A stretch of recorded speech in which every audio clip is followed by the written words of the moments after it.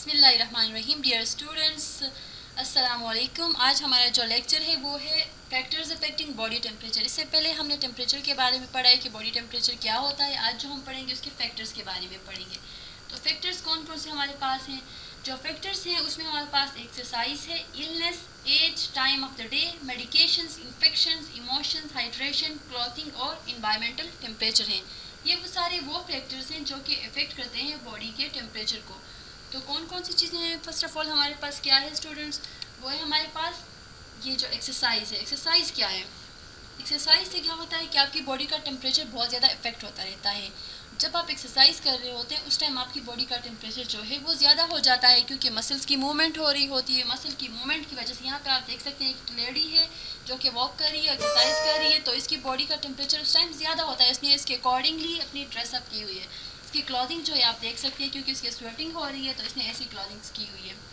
अच्छा स्टूडेंट्स, तो अगर एक्सरसाइज करेंगे तो इसमें पता लग गया कि मसल मूवमेंट की वजह से एनर्जी यानी हीट की प्रोडक्शन होती है। हीट प्रोडक्शन होने की वजह से आपकी बॉडी का टेम्परेचर रेज हो जाता है।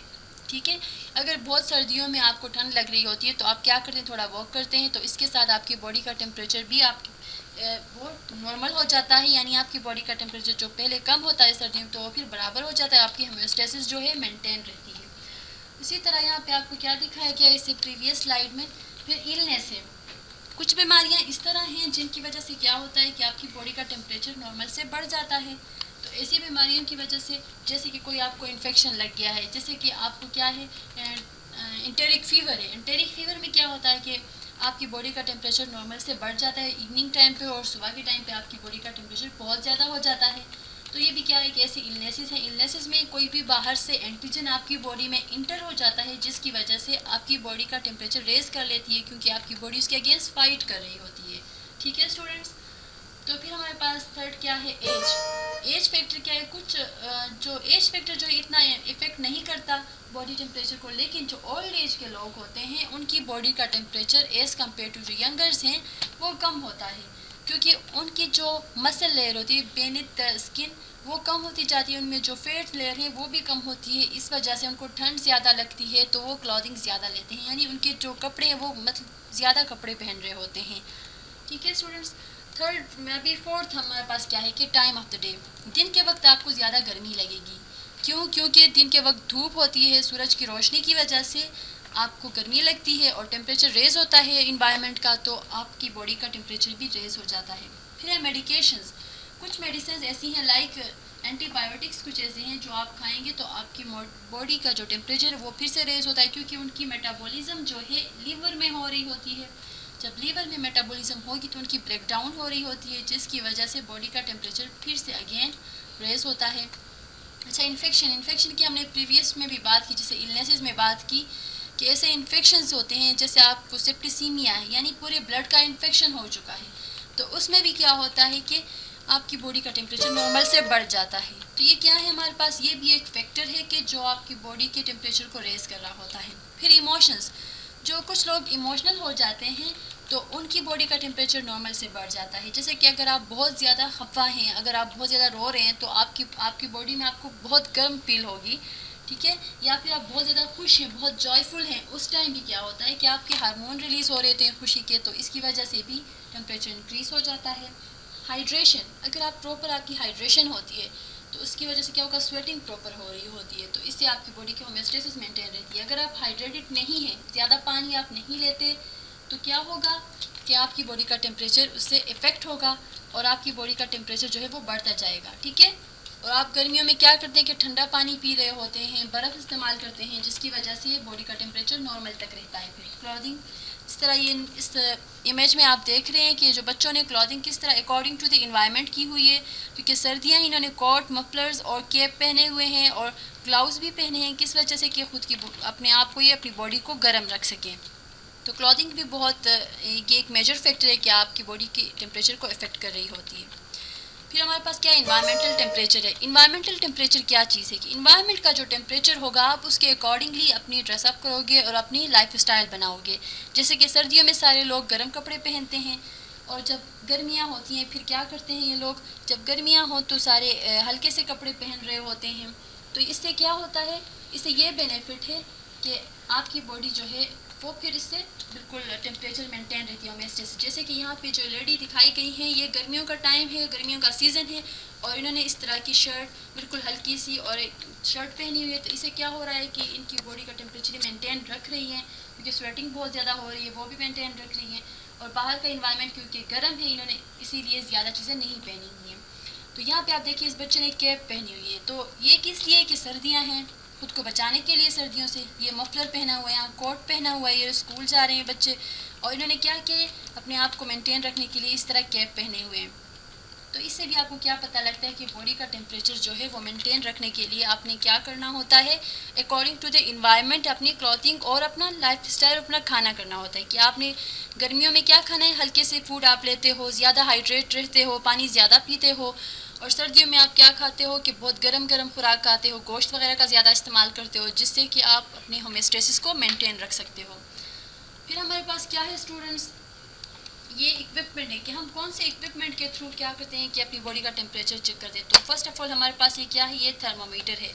ठीक है, यहाँ पे डिफरेंट थर्मोमीटर दिखाए गए हैं कि ये वाला भी है जो कि सेंसर के थ्रू चेक करता है, आपके फोरहेड के करीब लाते हैं, टेम्पोरल आर्टरी के करीब लाते हैं, तो इसे आप बटन प्रेस करते हो तो इससे आपकी बॉडी का टेम्परेचर जो है पता लगता है, स्क्रीन पे आपको शो होगी बिल। ठीक है स्टूडेंट्स, तो इक्विपमेंट आपके पास कौन सी है, जो इक्विपमेंट आप बॉडी के टेम्परेचर को चेक करने के लिए इस्तेमाल करते हैं उसे हम क्या नाम देते हैं, थर्मोमीटर कहते हैं। ये थर्मोमीटर यूज़ करके आप अपनी बॉडी के टेम्परेचर को चेक करते हैं। अगर आप हॉस्पिटल चले जाएँ, वहाँ पे डिफरेंट स्टाइल के थर्मोमीटर होंगे।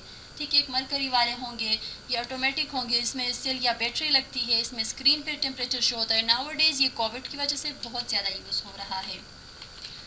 तो आपने किस तरीके से इस्तेमाल करना है ये थर्मोमीटर, आपने क्या करना है, इसे होल्ड आई लेवल, ये वाला जो थर्मोमीटर है आपने आई लेवल पे देखना है, और ये वाला भी आप इस तरह यूज़ करोगे। पहले पेशेंट के लिए रखोगे, लाइक एक्जिला में आपने रखा है, तो फिर आप उसके बाद 1-2 मिनट वेट कर लोगे। फिर जब आप ये थर्मोमीटर पकड़ोगे, आपने होल्ड करना है किस लेवल पे, आई लेवल पे, यानी आइज़ के बिल्कुल फ्रंट पे। इस पर फिर आप देखोगे कि मरकरी की जो मूवमेंट है, यहाँ पे मरकरी की मूवमेंट होगी तो अपवर्ड गई होगी, यानी जहाँ तक जाएगी तो आपने वो रिकॉर्ड करना है, उसमें देखना है कि कौन सी नंबर पे है, तो फिर आप बता सकते हो कि इसकी बॉडी का टेम्परेचर पेशेंट का कितना है। Observe line on upper side of the column of the scale, तो जो स्केल है आपके पास, इसका एक स्केल बना हुआ है थर्मोमीटर का, उसके ऊपर एक कॉलम है, वहाँ पे नंबर्स लिखे हुए हैं, यानी फ़ारेनहाइट और सेंटीग्रेड में। तो आपने वो लाइन देखना है कि मरकरी की अपवर्ड मूवमेंट कहाँ तक हो रही है। मरकरी की जहाँ अपवर्ड मूवमेंट हो रही होगी, जहाँ तक जाएगी वो आपने फिर बताना है। फिर आपके पास क्या है, sites to check the temperature. तो टेम्परेचर को चेक करने के लिए कौन कौन से साइट्स हैं आपके पास, वो साइट्स क्या हैं हमारे पास, क्या कौन कौन सी जगह पे रख के आप टेम्परेचर बॉडी का चेक कर सकते हैं। तो फर्स्ट ऑफ ऑल हमारे पास क्या है, रेक्टल है। रेक्टल साइट मोस्टली यूज़ होता है बच्चों के लिए। The thermometer is placed in the child's buttocks. ठीक है, तो आपने क्या करना है कि ये बच्चों के लिए इस्तेमाल होता है, जो थर्मोमीटर है आपको यूज़ करेंगे बटक्स में। ठीक है, एनल एरिया में आप चेक कर रहे होते हैं, स्पेशली रेक्टम का आप थर्मोमीटर यूज़ करके टेम्परेचर चेक कर रहे होते हैं, क्योंकि मुंह में अगर बच्चों के हम इसीलिए नहीं लगा सकते क्योंकि वो बाइट करने के चांसेस होते हैं, और मरकरी फिर क्या है, टॉक्सिक है, और अगर उनके मुंह के वजह से वो अगर उन्होंने बाइट कर दिया तो फिर ये उनके लिए टॉक्सिक होगा। इसीलिए आप बच्चों के लिए अक्सर और ज़्यादातर आप रेक्टल टेम्परेचर चेक कर रहे होते हैं। सेकेंड हमारे पास क्या है, ऑरल टेम्परेचर है। ऑरल टेम्परेचर जिस तरह के हमें इसके नाम से पता लग रहा है कि हम मुंह में यूज़ करेंगे थर्मामीटर को, तो thermometer is placed in the mouth under the tongue. ये ज़ुबान के नीचे रखा जाता है, थर्मामीटर मुंह में रखा जाता है और फिर वेट किया जाता है।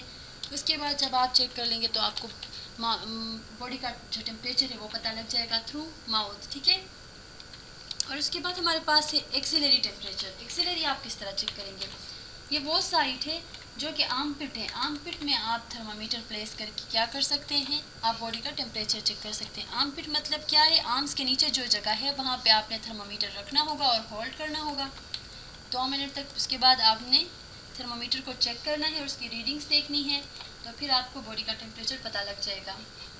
फिर टेम्पेनिक, टेम्पेनिक कौन सा है, the thermometer is placed in the year.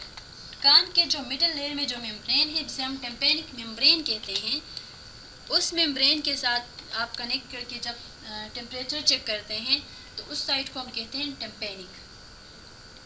अभी क्या है, टेम्पोरल आर्टरी के थ्रू आप किस तरह करते हैं, ये वो साइड है जब थर्मामीटर को आप क्या करते हैं, फोरहेड के सरफेस पे लाते हैं, और उसके बाद आप बटन प्रेस करते हैं, जो कि आजकल यूज़ हो रहा है मोस्टली।